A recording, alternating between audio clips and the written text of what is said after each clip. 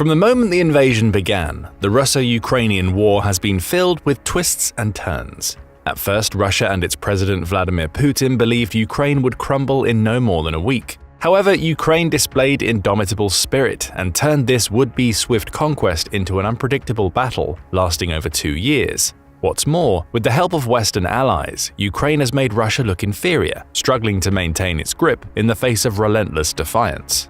But just as Russia was practically written off by the West, the country managed to bounce back almost miraculously, replenishing its troops and military equipment. So now a freshly invigorated Russia is on the offensive, and Ukraine is running out of weapons, and the necessary aid is just not coming.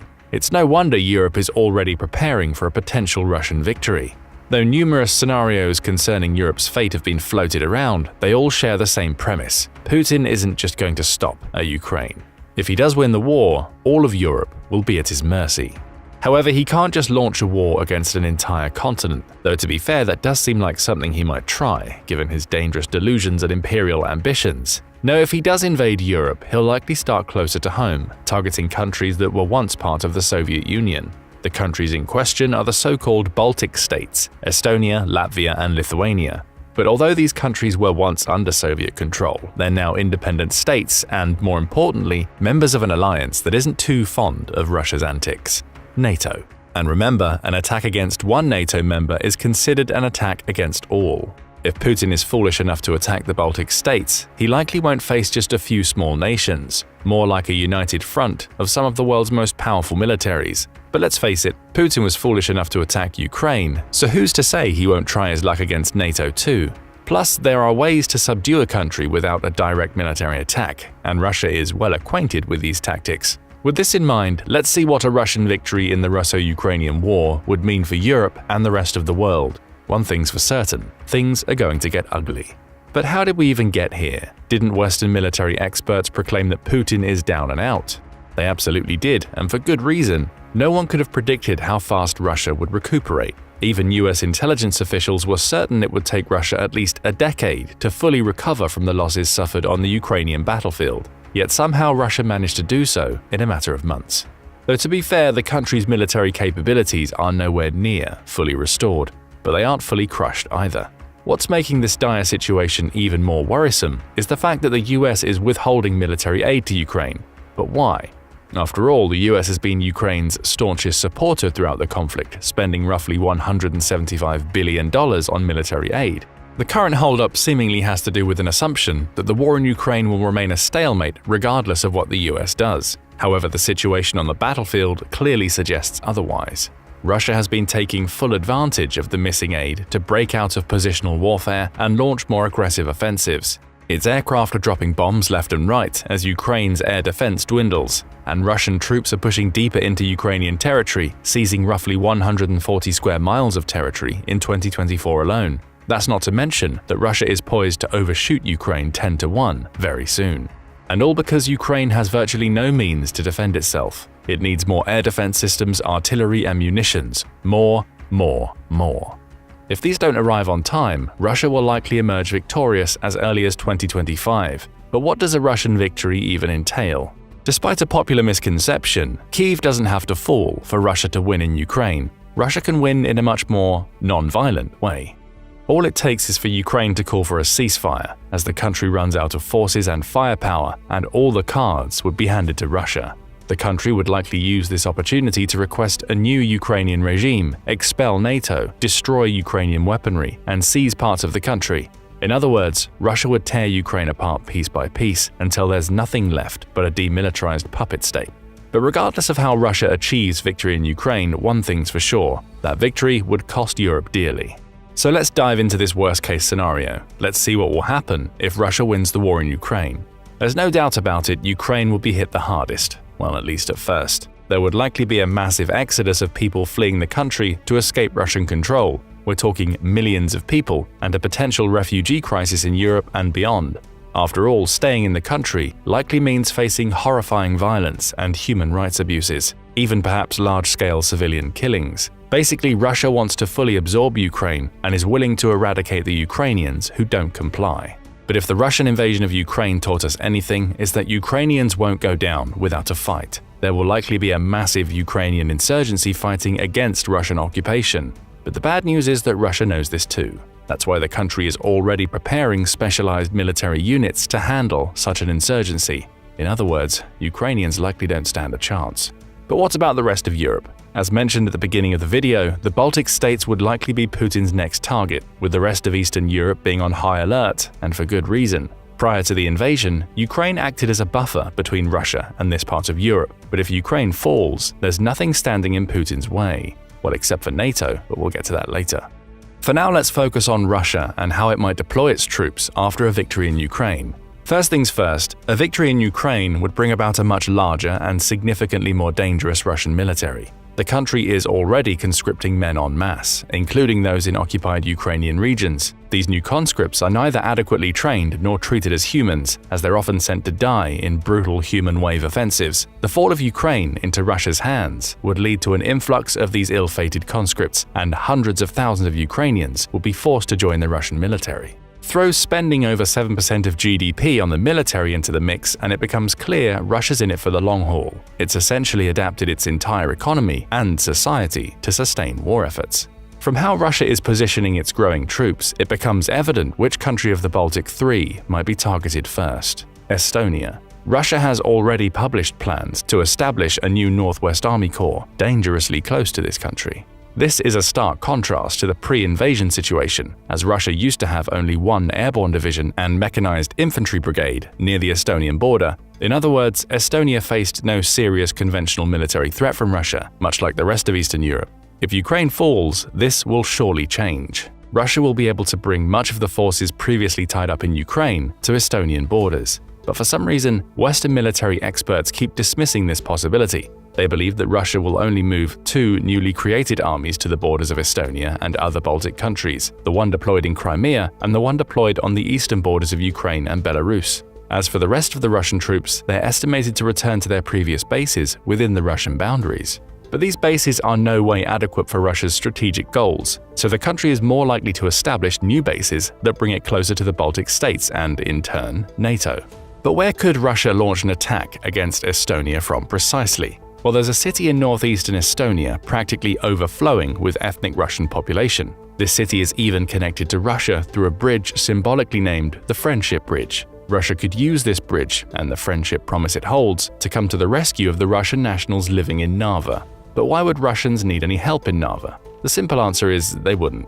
This is just a tactic Russia might employ to try and seize the Baltic countries without a NATO intervention. The process is simple: cause internal strife in the country, storm in under the guise of protecting the local population, and that's it. NATO might have issues deciding whether or not to intervene, as the conflict would be perceived as an internal struggle.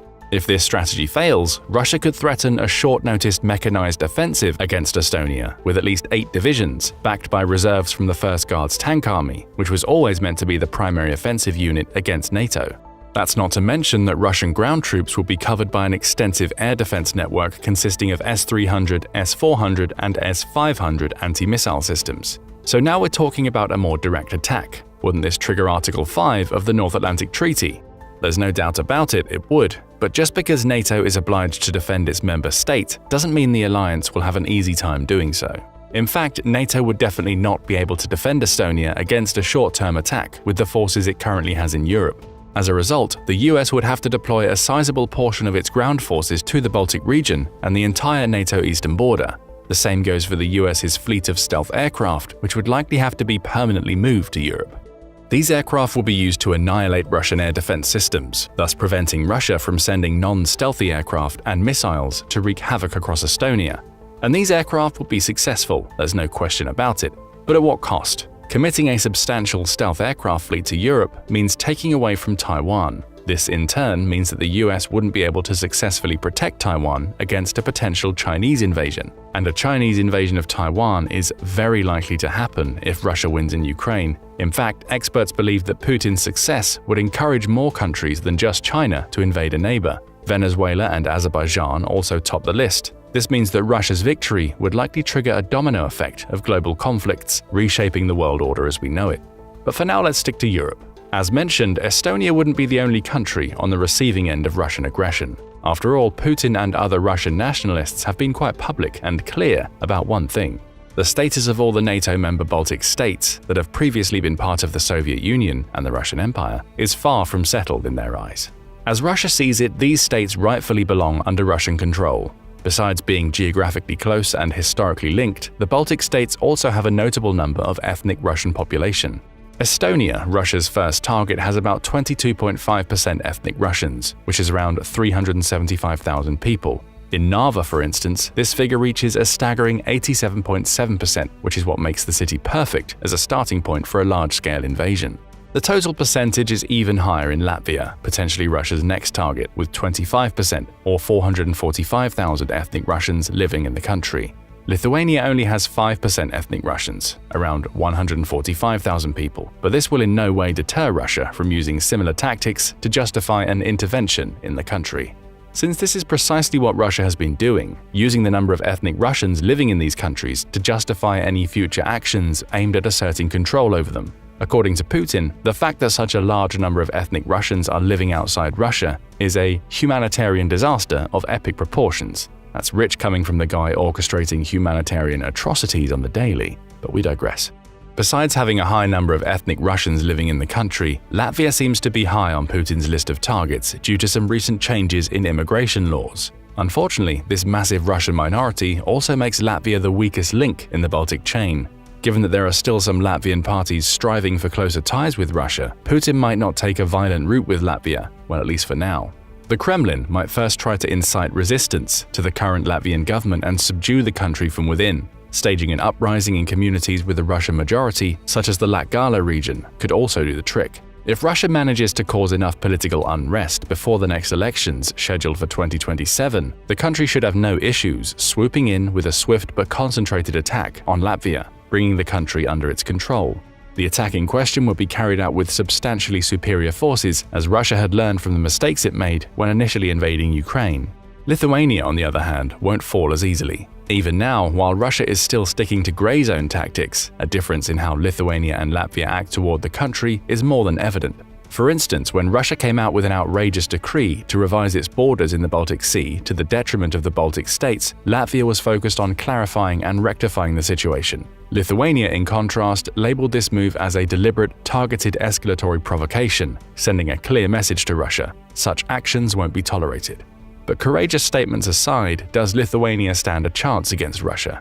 Numbers-wise, the answer is a resounding no. As of 2024, Russia has roughly 1.32 million active duty personnel, and the plan is for this number to reach 1.5 million in the foreseeable future, and then there's the 2 million reservists. Combine these two figures together and you get a number that's higher than the entire population of Lithuania, and at 2.8 million residents, Lithuania is the biggest country out of the Baltic Three.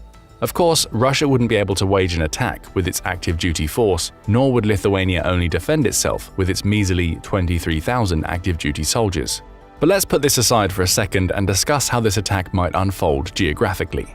At the moment, the biggest danger from Lithuania comes from the neighboring Kaliningrad, a Russian-run mini-state. This region has become increasingly militarized in recent years, housing systems like the Iskander mobile short-range ballistic missiles. For this reason, Kaliningrad could become a launching pad for an attack on Lithuania. Some military experts even believe that Lithuania might be the first Russian target after Ukraine due to the sheer proximity of Kaliningrad, as well as its military divisions and capabilities. Once again, NATO would have a pretty hard time defending the country. This especially applies if former US President Donald Trump is re-elected in 2024. Trump has continuously criticized NATO over the years and repeatedly promised to weaken US's commitment to NATO if re-elected. If this happens, Lithuania might become low-hanging fruit for Russia. The same goes for the rest of Eastern Europe. How so? Well, Russia is likely to take advantage of any perceived NATO weakness to send in special forces in unmarked uniforms, the so-called Little Green Men, to set up roadblocks at the Suwalki Gap, the narrow strip of land between Kaliningrad and Belarus, which connects Lithuania to Poland. A similar strategy was used in Crimea in 2014, a peninsula that was later used as a springboard for the full-scale invasion of Ukraine. If the Suwalki Gap falls under Russian control, Russia has a clear path toward Poland and the rest of Eastern Europe. Poland, Slovakia, and Romania are often quoted as the countries Putin might go after next. Plus, capturing the Suwalki Gap would effectively cut off the Baltic states from the rest of NATO, making it easier to keep them under control. Considering what's at stake, Russia would have to prepare and conduct this attack fast enough to avoid leaving any time for NATO to introduce large reinforcements from France, Germany, and the US. For this reason, the bulk of Russian forces needed to secure the Suwalki Gap would likely be brought in from the newly re-established Leningrad and Moscow military districts, as these forces can move to attack positions much more rapidly and stealthily. But even if NATO countries become aware of this takeover, would they react? Sure, Poland, the Baltic states, and the Scandinavian countries would likely call for drastic measures and tough actions. However, the US would probably only be able to provide logistical support, while Germany and France might hold back altogether, fearing that Russia might set its sights on Western Europe next. Of course, there's also the ever-looming threat of nuclear weapons entering the conflict. It goes without saying that this will be a nightmare scenario with only one possible outcome: an apocalypse of unimaginable horror.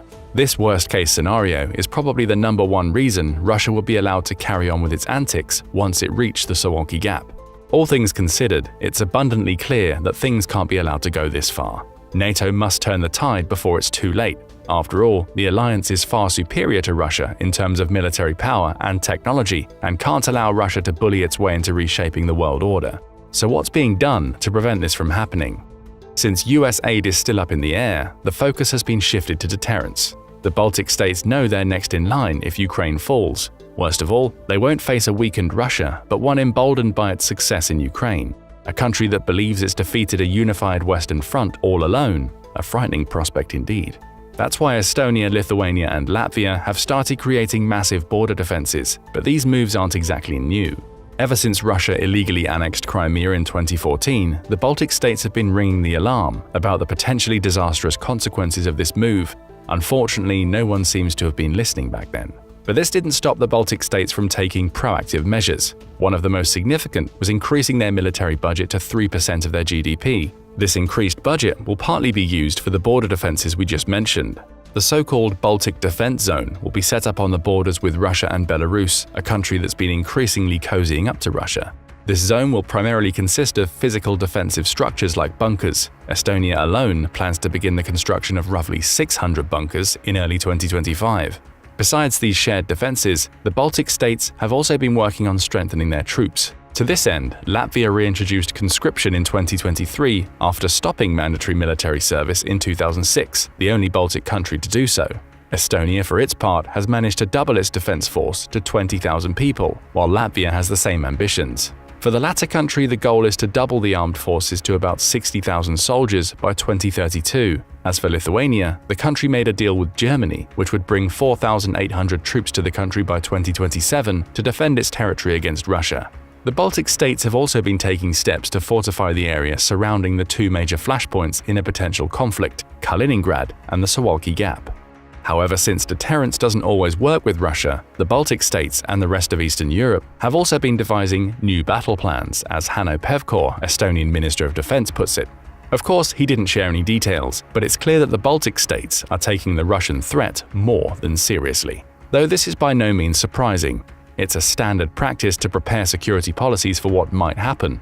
What has changed, however, is the views on Russia's territorial aims and its readiness to use ruthless force. This change has significantly impacted how NATO and its allies strategize. But even while Ukraine still stands, the Baltic states aren't free from Russian attacks. The only difference is that these attacks are more sly, representing the so-called hybrid warfare strategy. Here are just some of the hybrid warfare tactics Russia has used so far. Russia tried to recruit Estonian citizens to attack their own government. It's been actively trying to create a crisis on the borders of the Baltic countries by sending waves of migrants towards them. It's used hacking, leaking, and similar disinformation campaigns to destabilize the political landscape. Basically, Russia's goal was to promote general insecurity in the Baltic region before moving on to more decisive and aggressive actions. All things considered, we're left with three possible scenarios if Russia wins in Ukraine. Scenario 1. The Baltic states fall under Russian control. In this scenario, Russia continues its aggressive expansion into Europe, fueled by Putin's dreams of a new Russian empire. NATO's response is hampered by internal divisions and a fear of escalating the conflict into a full-blown war. As a result, the Baltic states are overwhelmed relatively quickly, creating a new sphere of influence in Eastern Europe and opening the doors to further Russian advances into neighboring countries. Scenario number 2. A prolonged stalemate. In this scenario, NATO and the Baltic states do everything in their power to avoid a conflict altogether. This includes continuing to increase NATO's military presence and support in the Baltic region, as well as the country's individual defenses. This scenario will likely lead to a prolonged standoff, with both sides engaging in periodic skirmishes and hybrid warfare tactics. Though an all-out war will be avoided, this scenario also turns the Baltic region into a highly militarized zone with an ever-looming threat of escalation. And scenario number 3, NATO successfully deters further aggression. With Europe's security at stake, NATO has no choice but to find a way to appropriately respond to the Russian threat and deter any further military action. This scenario can only work if the alliance continues to receive the necessary support from the US, which would in turn rally the rest of NATO members to display a united front and take decisive action against Russia.